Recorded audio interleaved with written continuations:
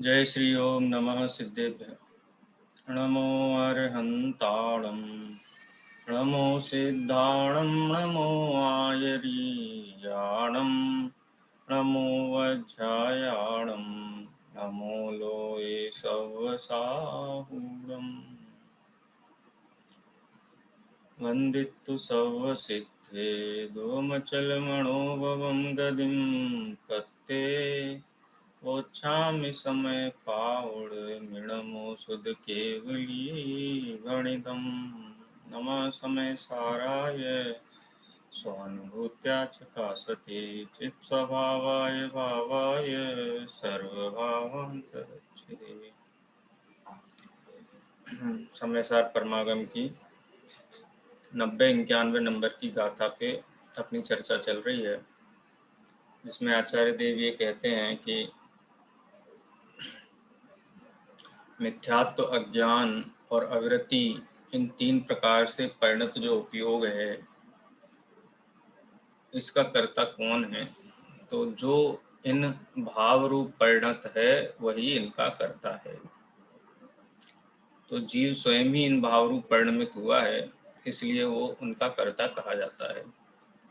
यदि हम इसमें नए विवक्षा घटित करें तो उपचरित सद्भूत व्यवहार नय से जीव को मिथ्यात्व, अज्ञान और राग द्वेष का कर्ता कहा जाता है। सद्भूत इसलिए क्योंकि जीव के ही परिणाम हैं, उपचरित इसलिए कि वो जीव के स्वाभाविक परिणाम नहीं है, विकारी परिणाम हैं। जब स्वाभाविक परिणाम की चर्चा होगी तो उन परिणामों को जीव का नहीं कहा जाएगा। जब स्वाभाविक परिणाम खड़े हो जाएंगे तो उनको पर कहा जाएगा। ये समझ लो कि जैसे वो महाभारत की पंक्ति है ना, वयम पंचे वयम पंचे वयम पंचे सतानि च, माने जो इसका अर्थ ये होता है कि कोई जो कौरव पांडव थे, एक ही परिवार के थे, कजिन्स थे। कोई बाहर का व्यक्ति आकर के पूछे युधिष्ठिर से कि दुर्योधन कौन है, तो कहेगा भाई है मेरा। लेकिन घर का ही कोई व्यक्ति पूछे कि तुम कितने भाई हो, तो कहा जाएगा कि हम 5 भाई हैं। तो तुमने उसको तो कहा था कि ये दुर्योधन मेरा भाई है। तो वयम पंचे, हम 5 भाई हैं, शतानि च, और 100 भी भाई हैं। तो वैसा ही है कि जीव के जो निर्मल पर्याय हैं वो तो जीव की पर्याय हैं, लेकिन जब जीव विभाव रूप परिणमित होता है तो विभाव रूप परिणमित जीव स्वयं हुआ है, तो वो भी उसकी पर्याय है। लेकिन जब निर्मल पर्याय की बात होगी तो वैभाविक पर्यायों को दरवाजा, बाहर का दरवाजा दिखा दिया जाएगा कि भाई तुम हमारी नहीं हो, ये तो हमारी होते हुए भी हमारी नहीं हो। क्योंकि वो प्रसंग, जो दृष्टांत है वो एक देश ही घटित होता है। अगर हम उसको सर्वदेश घटित करने जाएंगे तो वैसा नहीं है। ये अध्यात्म का प्रसंग है। यहाँ पर जो रागादि भाव रूप परिणमित आत्मा है, जहाँ भेद विज्ञान हुआ रागादि से, तो रागादि रूप परिणमित होता हुआ ज्ञानी भी उन रागादि भाव को अपना नहीं मानता है, ठीक है ना। लेकिन परिणमित होता है उन रूप से। तो श्रद्धा की अपेक्षा तो वो रागादि भावों को अपना भाव नहीं जानता है। वो पुद्गल के लक्ष्य से होने वाले भाव हैं तो कहता है पुद्गल के लक्ष्य से होने वाले भाव हैं तो पुद्गल के हैं, मेरे नहीं। तो ये बात आपने अपने ज्ञान में स्पष्ट रखना है, क्योंकि जैसे जैसे नए की विवक्षाएं सूक्ष्म होती जाती हैं तो जो ट्रेलिंग नय है, जो पीछे वाला नय है, वो उस नय का विषय स्थूल हो जाता है और कहना चाहिए निषेध्य हो जाता है, निषेध करने योग्य हो जाता है। खैर ये चर्चा हमने कल की थी। तीन प्रकार के दृष्टांत भी यहाँ आचार्य ने दिए। मिथ्यात्व के संबंध में विष का, अज्ञान के संबंध में विडंबना का, और अविरति के संबंध में बंधन का। ये 3 प्रकार के दृष्टांत दिए। इन 3 प्रकार के जो भाव हैं वो भाव किसके हैं कि जो उन भाव रूप परिणमित हुआ है उसके हैं। स्त्री विडंबना रूप परिणमित हुई है। ऊपर उसमें जैसे मंत्र का निमित्त है, ऐसे ही कर्मोदय का निमित्त मात्र है। ज्ञानावरण कर्म का उदय है, संशय विपर्य अनध्यवसाय रूप ज्ञान हो जाए। दर्शन मोह का उदय है तो श्रद्धा संशय विपर्य अनध्यवसाय सहित हो जाए। और चारित्र मोह का उदय है तो उसको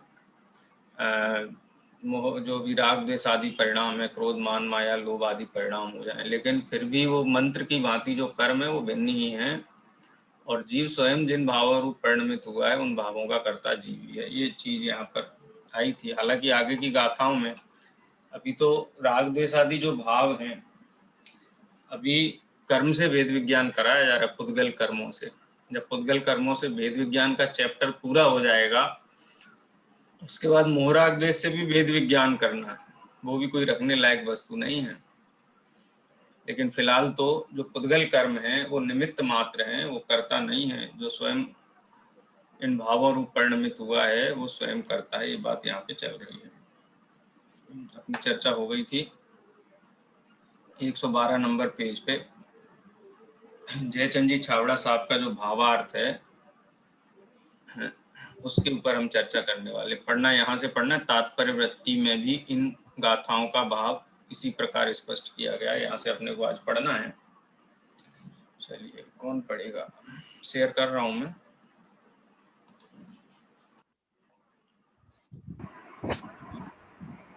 है?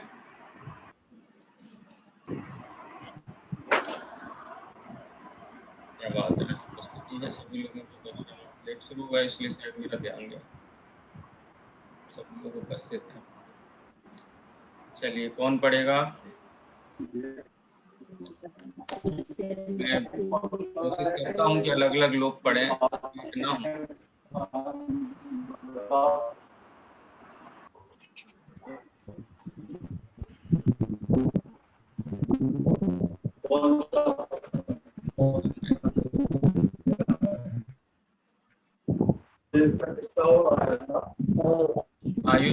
आयुषी कौन? हेलो। हाँ आयुषी। हाँ भैया, एक हेलो। हाँ बोलिए,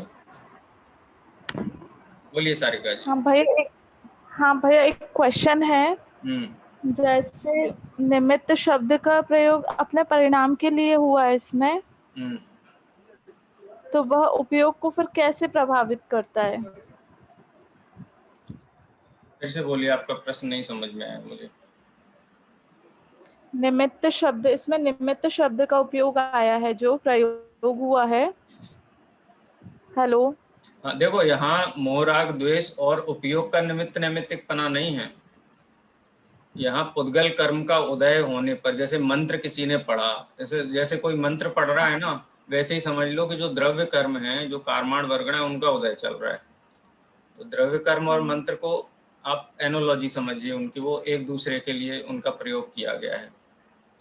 और जो तीन नीचे जो विष उतर जाना और विडंबना को प्राप्त होना, और जो तीसरे नंबर पे जो कहा क्या कहा है कि बंधन स्वयं टूट जाते हैं, ये दृष्टांत जो दिए हैं ना, वो जीव उन तीन भाव रूप परिणमित हुआ है, इसलिए दिए। ठीक है, तो यहाँ उपयोग और मोहराग देश का निमित्त नैमित्तिकपना नहीं कहा गया है। यहाँ जो चर्चा चल रही है वो पुद्गल और जीव के बीच में कर्ता कर्म पने के निषेध की चर्चा चल रही है।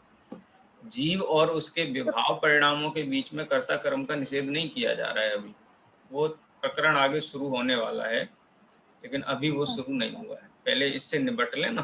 कर्ता भी उपयोग को ही कहा है ना इसमें फिर? नहीं, उपयोग का मतलब वहाँ कोई आत्मा का गुण नहीं है। उपयोग शब्द आत्मा के लिए प्रयोग किया गया है।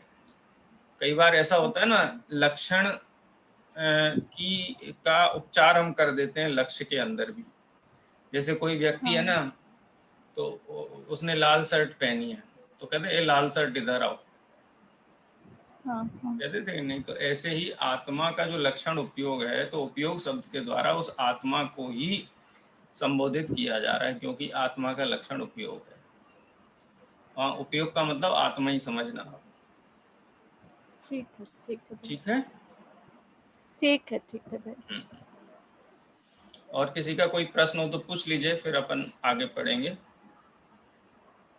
अच्छा प्रश्न उठाया आपने, ये ध्यान से हम सुनते हैं तो ऐसी चीज़ें मन में आती हैं। आपने निसंकोच पूछा, इसके लिए धन्यवाद। हाँ, आयुषी जी, उषा जी हैं शायद। हाँ, आप पढ़िए ये जैसे नाचार्य। जैसे नाचार्य जी का ये तात्पर्य वृत्ति में भी तात्पर्य वृत्ति में भी इन गाथाओं का भाव इसी प्रकार स्पष्ट किया गया है। बस इतनी विशेषता है कि तात्पर्य वृत्ति में शुद्ध और निरंजन पद की व्याख्या भी की गई है, जो इस प्रकार है। शुद्ध माने रागादि भाव कर्म से रहित है, और निरंजन माने ज्ञान वर्णादि द्रव्य कर्म रूपी अंजन से रहित है।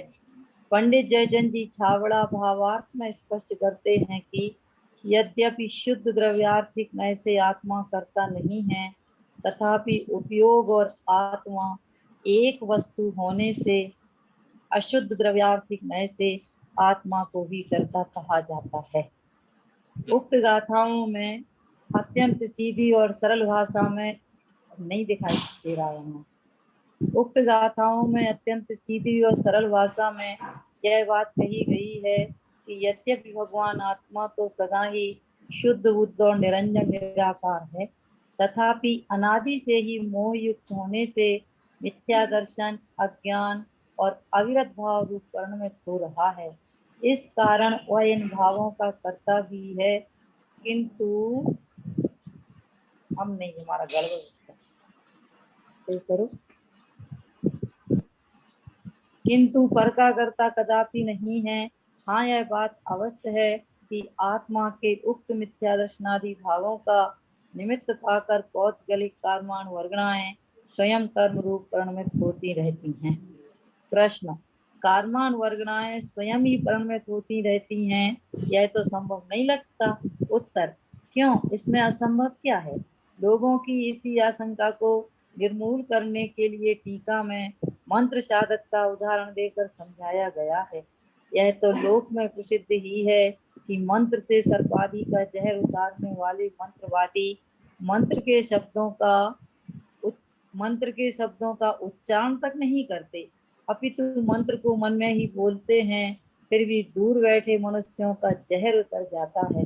उसी प्रकार यहाँ आत्मा मिथ्यात्वादी भावों रूप परिणमित होता है, और वहाँ कर्माण वर्गणाएं कर्म रूप परिणमित हो जाती हैं, तथा यहाँ आत्मा सम्यक दर्शनादि रूप परिणमित होता है, और वहाँ कर्म बंधन अभाव को प्राप्त हो जाते हैं। ऐसा ही सहज निमित्त नैमित्तिक संबंध है।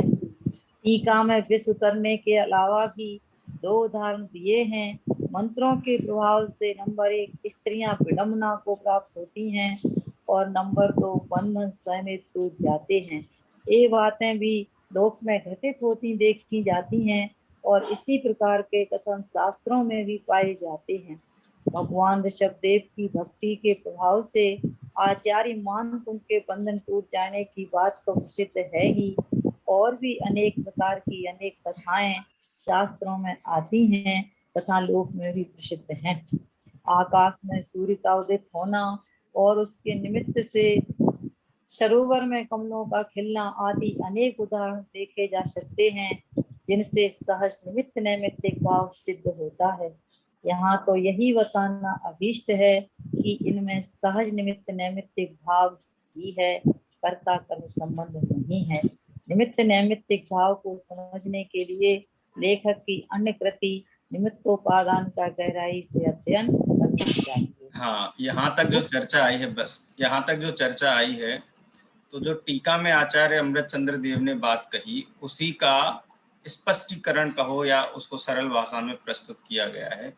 यहाँ दो जो कोटेशन मार्क के अंदर बातें हैं, एक तो आचार्य जयसेन की टीका से लिया गया 1.5 लाइन का जो उद्धरण है वो, क्योंकि बाकी बात तो आचार्य अमृतचंद ने जो कही है उसी बात को उन्होंने अपने शब्दों में कहा है, और जयचंद जी छावड़ा की जो लाइन है, जो कि ऊपर उस प्रकार से विश्लेषण नहीं आया है।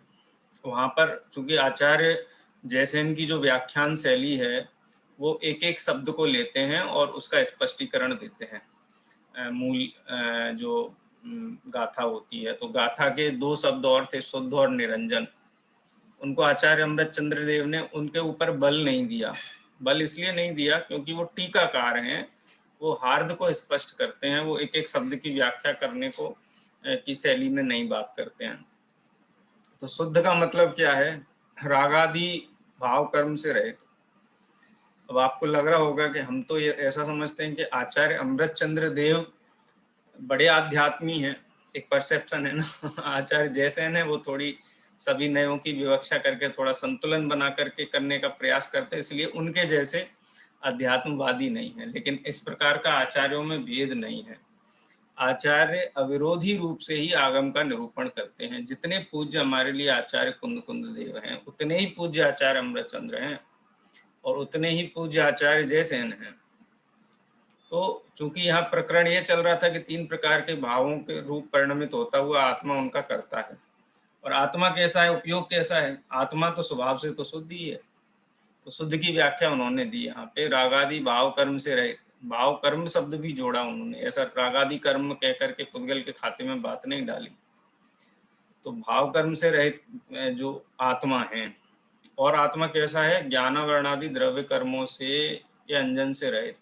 वर्तमान में हमारा आत्मा उपयोग है वो तो शुद्ध ही है, ठीक है, आत्मा तो शुद्ध ही है, उपयोग तो शुद्ध ही है। और शुद्धता किस अपेक्षा से है कि रागादि भावों ने उस आत्मा की शुद्धता को प्रभावित नहीं किया है। जैसे किट्ट कालिमा से मिश्रित जो सोना है, किट्ट कालिमा से मिश्रित होते हुए भी खदान में पड़ा हुआ होने पर भी सोना तो सोना ही है, और किट्ट कालिमा है। भले पीला दिखाई नहीं देता हो, काला दिखाई देता हो, तो भी सोना सोना ही है। और वो जो शुद्ध सोना है वो किट्ट कालिमा से अत्यंत रहित है, काले पीले पने से भी रहित है, और जो मिलावट है मिट्टी और धूल कंकड़ पत्थरों की उससे भी भिन्न है। उसी प्रकार से आत्मा जो रागादि भाव रूप परिणमित हो रहा है, वो आत्मा वास्तव में रागादि भावों से रहित होने से शुद्ध है, और ज्ञानावर्णादि कर्म तो पुद्गल के हैं ही। तो जो अंजन है, मेल है, वो द्रव्य कर्म का भी मेल इसके ऊपर नहीं चढ़ा। ये भी बात आचार्य जयसेन ने शामिल की। आचार्य जयचंद जी छावड़ा ने नए विवक्षा रखी, शुद्ध द्रव्यार्थिक नय और अशुद्ध द्रव्यार्थिक नय की। शुद्ध द्रव्यार्थिक नय की अपेक्षा से तो आत्मा कर्ता कहा ही नहीं जा सकता है। क्यों? क्योंकि आत्मा के भेद की बात नहीं होती, वहां पे अभेद की ही बात होती है। तो जहाँ कर्ता कर्म का भेद ही नहीं होगा, तो वहां पर ये चर्चा हम कैसे करें कि ये कर्ता है कि कर्म है आत्मा? जहाँ भेद की चर्चा होगी वहाँ कर्ता कर्म की चर्चा होगी, जहाँ भेद दृष्टि है ही नहीं वहाँ कर्ता कर्म की चर्चा नहीं होती है, ठीक है। जैसे कोई सुनार की दुकान पे सोने के गहने लेने जाए, तो 22 कैरेट के गोल्ड में बने हुए कान के में पहनने वाले जो हैं आभूषण हैं, और गले में पहनने वाला हार है। अब दोनों लिए, तो उससे व्यापारी ने बोला कि चलो इसका मैं बिलिंग कर देता हूँ। तो उसने बिलिंग की, तो बोला कि इतने का भाव है और इतने रुपए का ये हुआ। तो वो कोई व्यक्ति पूछे कि अच्छा, सोना कान का वाली क्या भाव लगाई है और ये क्या भाव लगाई है? तो बोले वो पसंद करते समय भेद होता है कि ये कान में पहनना है, ये यहाँ पहनना है, लेकिन दोनों की शुद्धता एक जैसी होने से जब भाव लगाया जाएगा तो एक ही भाव उसका लगेगा, है ना ख्याल में। मैंने वो 22 कैरेट माने 22 कैरेट, वहाँ सोना देखा जाएगा, वो सोना कान में पहनने वाला आभूषण है कि हाथ में पहनने वाला आभूषण है, वो भेद नहीं किया जाएगा। शुद्ध द्रव्यार्थिक ने वो द्रव्य में भेद करके नहीं देखता, वो द्रव्य को ग्रहण करता है। लेकिन अवैध द्रव्य में भेद कर देना यह अशुद्ध द्रव्यार्थिक नय है। तो अब अशुद्ध द्रव्यार्थिक नय की अपेक्षा से उसमें कर्तापना घटित होता है। मैं नय की बात मैंने इसीलिए प्रारंभ में ही कह दी थी कि नए विवक्षाएं क्लियर रखना, चूंकि निश्चय व्यवहार वाली विवक्षा से हमने उसको समझा था। यहाँ पंडित साहब ने, जयचंद जी छावड़ा साहब ने, जो शुद्ध द्रव्यार्थिक नय वो आप समझ लो कि जो अभेद देखने वाला नय निश्चय नय है। और अशुद्ध द्रव्यार्थिक नय का मतलब है सद्भूत व्यवहार नय, जो भेद करता है दो द्रव्यों में। ठीक है, चलिए। तो बाकी की बात तो थोड़ी डॉक्टर साहब ने उस भाव को ही थोड़ा और विस्तार दे करके उसी बात को दोहराया है, जो मंत्र का प्रभाव है स्त्रियों में विडंबना है। आज की डेट में यदि हम समझें तो जैसे रिमोट का बटन दबाया और चैनल चेंज हो गया टीवी का, रिमोट का बटन दबाया और पंखा चलने लगा। अभी तो ऐसा भी चल रहा है कि आपके घर का पंखा, टीवी, ये सब ना आपके मनोभावों को भी रीड करेगा। क्या होता है कि जो हमारा विचार होता है, उस विचार के निमित्त से हमारे शरीर में भी परिवर्तन होते हैं। ये बहुत बड़ा आयुर्वेद का सिद्धांत है कि जैसे किसी को बहुत तनाव हो जाता है, मतलब किसी बात को लेकर के, तो उसके शरीर के जो ग्लैंड्स हैं, ग्रंथियां हैं, वो बहुत सक्रिय हो जाती हैं। मैं शायद पहले भी ये बात कक्षा में कही है। तो मन में सोचने से शरीर के ग्लैंड सक्रिय हो जाते हैं। जैसे किसी ने चुटकुला सुनाया, चुटकुला सुन करके हमको हंसी आ जाती है, और कोई कितना भी कोशिश करे, कोई ऐसा प्रसंग भी हो तो भी हमको हंसी आ जाती है कि भाई क्यों आ गई, कि वो चुटकुला सुना ना, तो चुटकुला तो वो अपने में कह रहा था, तुम क्यों हंस रहे हो, तुम मत हंसो। बोलते मैंने सुना ना इसलिए मैं हंसा। एक टीवी में बैठा हुआ व्यक्ति जिसने सालों पहले कोई चुटकुला कहा था और वो कहीं से रिले हो रहा है और वो हमारे ज्ञान का विषय बन रहा है, और हमको सुन करके और उसकी अभिव्यक्ति शरीर के माध्यम उसको हम नहीं रोक पाते हैं। उसका कारण क्या होता है कि जब हमारा मनोभाव उस जाति का होता है तो हमारा शरीर में जो ग्रंथियां होती हैं, वो ग्रंथियां हार्मोन्स रिलीज करती हैं या जो भी लिक्विड रिलीज करती हैं, तो उसके कारण शरीर में हास्य रूप प्रतिक्रिया होती है। जैसे किसी को बहुत टेंशन हो, तनाव हो, तो तनाव के काल में बॉडी ऑटोमेटिकली ग्लूकोज रिलीज करती है, क्योंकि जब हमको कुछ करना हो, कुछ मेहनत करना हो, कुछ काम करना हो, तो मानसिक तनाव होता है। उस तनाव के फलस्वरूप ग्लूकोज शरीर छोड़ता है, माने वो बनता है या जो भी रिलीज होता है। और वो इसलिए रिलीज होता है ताकि हम जिस काम की टेंशन है वो काम कर सकें, क्योंकि शरीर में अगर ग्लूकोज नहीं होगा एक्टिव तो हम परफॉर्म ही नहीं कर पाएंगे। लेकिन मानसिक रूप से किसी को तनाव बना रहता है लेकिन फिजिकल तो कुछ करता नहीं है, तो ग्लूकोज ब्लड में मिक्स होता रहता है, ब्लड में मिक्स होता है तो डायबिटिक हो जाता है।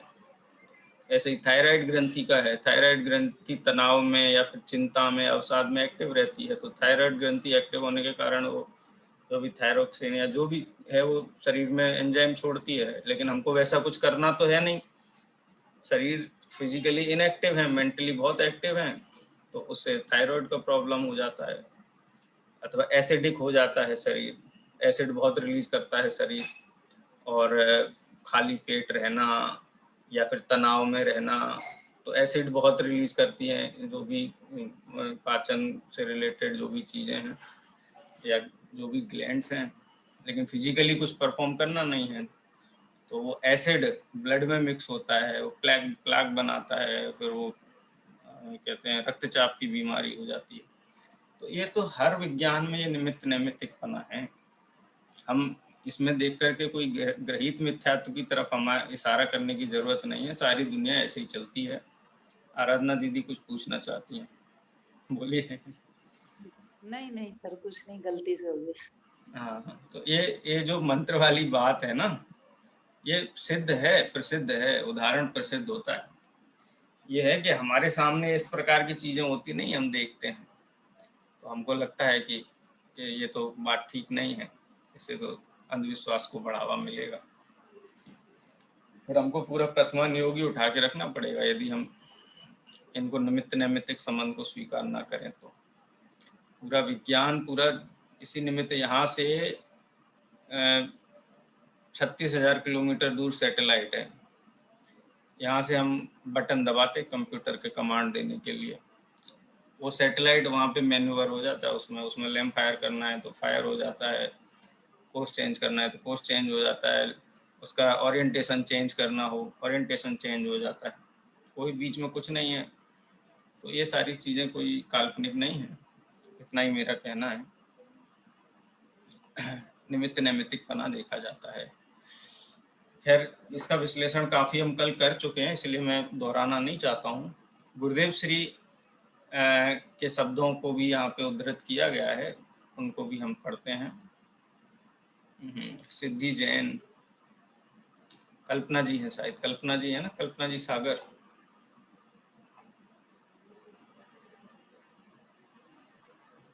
जी भैया जी पढ़ रहे हैं। हाँ, आवाज आ रही है भैया जी? हाँ पढ़िए।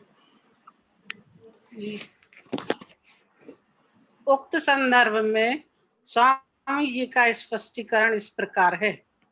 देखो, मंत्र साधक अपनी मंत्र साधना की अथवा ध्यान की पर्याय का करता है, परंतु जो दूसरों का जहर उतर जाता है, उस जहर के उतरने की क्रिया का करता वह नहीं है।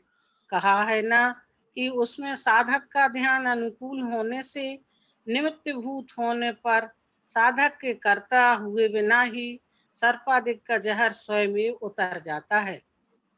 पर में जो परिणति हुई वह मंत्र साधक की नहीं हुई। मंत्र साधक का ध्यान निमित्त भूत होने पर उसके करता हुए बिना ही स्त्रियां स्वयं विडंबना को प्राप्त हो जाती हैं। स्त्रियों में विडंबना की अवस्था उनकी स्वयं से हुई है, उसमें मंत्र साधक का कुछ काम नहीं है। उनकी विडंबना रूप क्रिया का कर्ता मंत्र साधक नहीं है।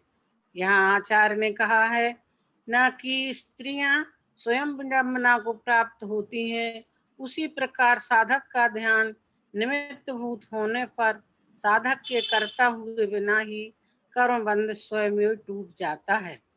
मंत्र का साधक अपनी साधना की पर्याय का करता है, परंतु वह पर निमित्तिक परिणति का करता नहीं है।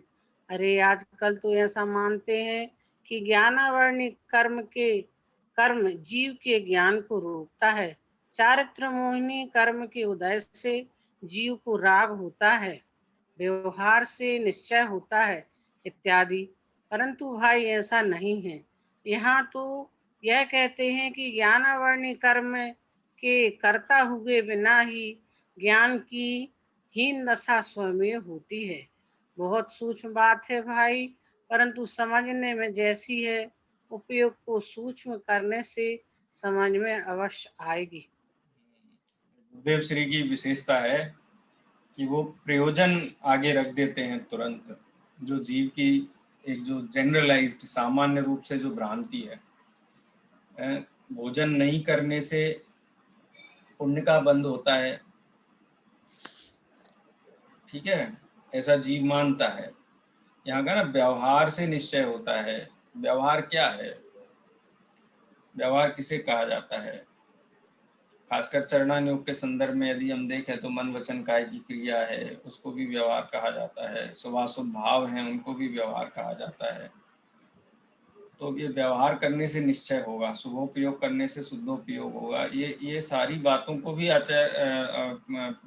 गुरुदेव श्री यहाँ पर स्मरण दिला रहे हैं कि जब आचार्य कुंदकुंद देव ये कह रहे हैं कि तुम्हारे शुभ भाव रूप परिणत तुम स्वयं हुए हो, जीव स्वयं हुआ है, उनका करता है, लेकिन पुद्गल कर्म का करता नहीं है। इसी प्रकार से शरीर किसी क्रिया रूप परिणत में, जैसे जिनदत्त सेठ है ना, उसने व्रत लिया कि नहीं मैं तो नमोकार मंत्र का ही स्मरण करूंगा जब तक ये दीप जलेगा, वैसी प्रतिज्ञा करके बैठा, लेकिन फिर त्रियंज गति में क्यों उत्पन्न हुआ? यदि शरीर की क्रिया का ही फल मिलता तो गति नहीं होनी चाहिए थी उस जाति की। तो शरीर की क्रिया शरीर में होती है, जीव के परिणामों का फल लगता है। माने यहाँ कर्म की वो अवस्था जीव की उस रूप हुई तो उसके परिणामों के कारण हुई। कर्म की अवस्था पुद्गल कर्मों के कारण हुई। तो जो द्रव्य जिस भाव रूप परिणमित हो रहा है वो द्रव्य ही उनका करता है। वो भाव निमित्त मात्र है। यहाँ एक शब्द और आया, नैमित्तिक। जब हम निमित्त की मुख्यता से कार्य को देखते हैं तो कार्य नैमित्तिक कहलाता है। और जब हम उपादान की मुख्यता से कार्य को देखते हैं तो कार्य उपादेय कहलाता है। ये थोड़ा आप संबंध को समझना। जैसे हम पूजा कर रहे हैं भगवान की, कि आज भगवान महावीर की पूजा क्यों कर रहे हो? क्योंकि आज भगवान महावीर का जन्म हुआ था, यानी भगवान महावीर के निमित्त से ये पूजा हम कर रहे हैं, तो पूजा नैमित्तिक कहलाती है। हम नैमित्तिक है ये पूजा, नैमित्तिक पूजा कर रहे हैं। तो नैमित्तिक का मतलब होता है जो कार्य संपन्न हुआ है, जिसका निमित्त ये है, उसको नैमित्तिक कहा जाए। इसीलिए ब्रैकेट में कहा ना यहाँ में, मंत्र का साधक अपनी साधना की पर्याय का करता है, परंतु वह पर माने पर परिणति, माने जो विसूत्रा या फिर विडंबना को प्राप्त हुआ कोई, अथवा बंधन का कटना रूप जो कार्य हुआ, वो कार्य है, उसको नैमित्तिक कहा गया है। यानी वो कार्य है, उस कार्य का कर्ता कौन है? तो उस कार्य का कर्ता वो है जो उस कार्य रूप परिणमित हुआ है, विष उतरने रूप परिणमित हुआ है, तो विष ही उसका कर्ता है। बंधन खुलने रूप परिणमित हुआ है, तो बंधन खुलना ही बंधन खुलने का कर्ता है। तो इस प्रकार से निमित्त नैमित्तिक शब्दों को भी हमको समझना चाहिए। ज्ञानावरणादि कर्म के कर्ता हुए बिना ही ज्ञान की हीन दशा स्वयं होती है। ज्ञान की हीन दशा माने कि ज्ञान में झलके हुए पदार्थों में अहम होना, उनमें ममत्व होना, उनमें कर्तापना होना, भोक्तापना होना, ये ज्ञान की हीन दशा है। ज्ञान ज्ञेय के साथ आसक्ति ना करे, ये ज्ञान की उच्च दशा है। और ज्ञेय में झलकने वाले पदार्थों के प्रति आकर्षण हो, ये ज्ञान की हीन दशा है। इसको ज्ञान का विवर्त भी कहा है, अज्ञान भाव भी कहा है। तो अज्ञान दशा किसकी हुई है? जिसकी हुई है वही उसका कर्ता है। इस प्रकार से 90 और 91 नंबर की गाथा में आचार्य देव ये कह रहे हैं कि वो उपयोग माने जीव स्वयं ही इन 3 परिणामों रूप परिणमित हुआ है, इसलिए वह उनका कर्ता है। कर्म ने इसको विकार नहीं कराया है, कर्म ने इसको दुखी नहीं किया है। क्योंकि कर्म ने विकार और दुखी कराया हो तो फिर कर्म के सामने अर्जी लगाएं, कर्म को सुधारें। तो कर्म तो परद्रव्य है, सुधारना तो अपने को ही है। तो अपने परिणामों को सुधारने से ही, अपने परिणामों में निर्मलता लाने से ही वो शुद्ध और निरंजन पर्याय प्रकट होंगी, जो कि उपयोग का स्वभाव है। ठीक है, कर्म को कोसने से नहीं होंगी। इस प्रकार से 90, 91 नंबर की गाथा में बात आई है। अब 93, 92 और 93 नंबर की जो गाथाएं हैं उसमें एक बात और यहाँ पर अब समझ लो कि आचार्य देव असद्भुत व्यवहार न्याय की बात को भी यहाँ शामिल करना चाहते हैं। अभी तक तो सद्भुत व्यवहार न्याय की ही चर्चा कर रहे थे, उपचारित सद्भुत व्यवहार न्याय की। तो फिर कर्म को कौन करता है? कर्म को कौन करता है? कहते पुद्गल कर्म को करता कौन है? कि जो माने कि मैं पुद्गल कर्म का करता हूँ वो है। तो मानने वाला कौन है? ज्ञानी है कि अज्ञानी है? तो अज्ञानी है। तो अज्ञानी कर्मों का कर्ता होता है। लेकिन जो ज्ञानी जीव है वो ज्ञानी जीव उन कर्मों का कर्ता नहीं है। किन कर्मों का कर्ता नहीं है? कि जिन कर्मों का कर्ता वो स्वयं को मानता नहीं है, उन कर्मों का कर्ता भी नहीं है। ये बात आचार्य देव यहाँ से अब शुरू कर रहे हैं। अभी तक तो यही बात हुई कि जीव अशुद्ध पर्यायों का कर्ता है, अशुद्ध पर्याय अनादि से हैं, उपयोग शुद्ध और निरंजन होते हुए भी यदि इन 3 भावों रूप परिणमित होता है तो उनका कर्ता बनता है। अब यहाँ से थोड़ा ट्रैक जो है वो सूक्ष्म होता है। अब आचार्य देव अनुपचरित सद्भुत व्यवहार न्याय की ओर बढ़ना चाहते हैं, ठीक है। लेकिन उसकी भूमिका में ये कहते हैं कि अज्ञानी है, वो अज्ञानी की मान्यता क्या है और ज्ञानी की मान्यता क्या है, उसके अनुसार ही उनका कर्ता कर्मपना निश्चित होता है। यहाँ 92, 93 नंबर की गाथा, इन गाथाओं का अपन पाठ कर लेते हैं। समय अपने पास 5-6 मिनट ही है। गाथा पाठ और उनका सामान्य अर्थ अपन देखते हैं। अब आगामी गाथाओं में निष्कर्ष के रूप में यह कहते हैं कि अज्ञानी जीव कर्मों का कर्ता होता है और ज्ञानी जीव कर्मों का कर्ता नहीं होता है। अब दोनों जगह जीव तो है, ज्ञानी और अज्ञानी ये शब्द जो डाले गए हैं, तो नए विवक्षा को आप समझ करके इस अर्थ को पा सकते हैं कि ज्ञानी जीव करता क्यों नहीं है और अज्ञानी जीव करता क्यों है। कथा पाठ करेंगे। परम पाणम कुव्वम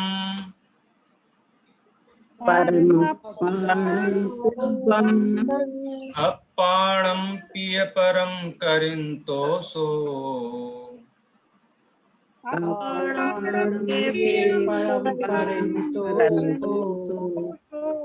अन्नाणमयो जीवो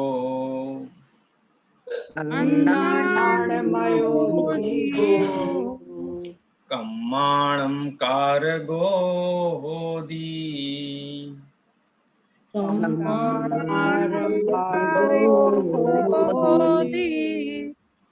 परमपाणं कुव्वम्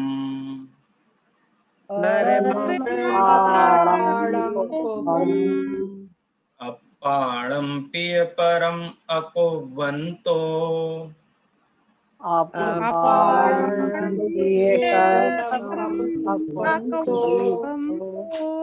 सोडाणमयो जीवो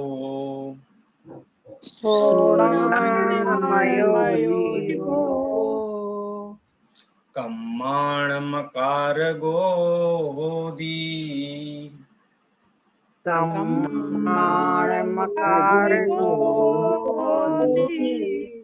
दोनों गाथाएं एक जैसी है, उनमें शब्दों का भी बहुत हेर फेर नहीं है। परम अपाणम कुव्वम, परम अपाणम कुव्वम, आत्मा पर को करता है। क्या करता है? अपाणम, आत्मा पर को, अपाणम कुव्वंती माने पर को निज रूप करता है। निज रूप करता है माने पर के साथ में व्यापक पना की कल्पना करता है, पर द्रव्य के साथ तादात्म्य की कल्पना करता है। कौन करता है ऐसी कल्पना? मैं दे हूं, तन उपजत अपनी उपज जान, तन न सत आपको नासमान, ऐसी कल्पना करने वाला जीव। परम अपाणम कुव्वम अपाणम पियक परम कारिंतो सो, कि जो आत्मा पर को निज रूप करे और निज को पर रूप करे। ठीक है नहीं, करे, करे माने माने।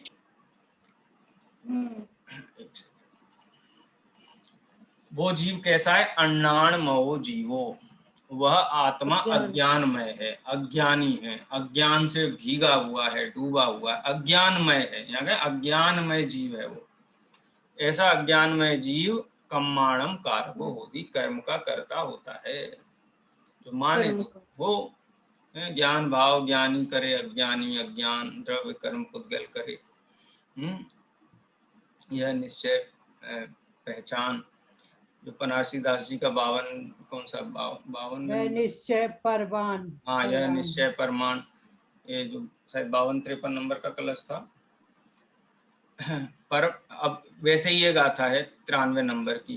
परम अपाणम कुव्वम, ऊपर परम अपाणम कुव्वम लिखा था, यहाँ परिणाम अपाणम कुव्वम इनको जोड़ दिया है। माँ के अंदर आ और है यहाँ पे, तो अकुव्वम है। पर को आत्मा अकुव्वम न करता हुआ, अपाणम पिय परम अकुव्वंतो, और पर को भी आत्मा न करता हुआ, आत्मा को पर न करता हुआ और पर को आत्मा न करता हुआ, माने दोनों को भिन्न भिन्न पहचानता हुआ। माने पर मेरा करता है, मैं पर का करता हूं, ऐसा न मानने वाला। सोणाणमयो जीवो, ऐसा जीव ज्ञानमय है, ज्ञानी है। इसीलिए कम्माणम अकारगो होती। कम्माणम कारगो, इसमें अ छिपा हुआ है, संधि है, हलंत नहीं होता है प्राकृत भाषा में। जहां अलग अलग करके लिख दिया जाए तो वहां आ नहीं है, लेकिन जहां एक साथ लिख दिया जाए तो वहां संधि पहचाननी चाहिए। तो कम्माणम अकारगो होती, कर्म का अकर्ता होता है। जो कर्ममय हो जाता है वो कर्म का कर्ता होता है, जो कर्ममय हो जाता है सो अज्ञानी है, और जो कर्ममय नहीं होता है वो ज्ञानी है, इसलिए वो पर का कर्ता भी नहीं है। अब इसका जो रहस्य है इसकी चर्चा अपन कल करेंगे। आज समय हो गया है इसलिए विराम लेते हैं, जिनवाणी स्तुति करेंगे। निज निधि निज में बताई यह अनंत उपकार है, इसके लिए जिन वाणी माँ को वंदना सतबार है।